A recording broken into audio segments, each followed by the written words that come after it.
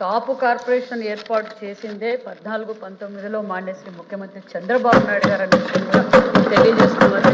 24-25లో మరి ఎంత బడ్జెట్ కేటాయించారు కాపులకు అన్న విషయం కూడా అడిగారు అధ్యక్ష. మరి 4,442 కోట్లు 24-25లో ఖర్చు పెట్టాం అధ్యక్ష. 25-26 ఆర్థిక సంవత్సరంలో 5,571 కోట్లు కేటాయించామన్న విషయం కూడా మీకు తెలియజేస్తున్నాం అధ్యక్ష. విద్యకు ప్రాధాన్యత ఇస్తూ విదేశీ విద్య గురించి కూడా అడిగారు.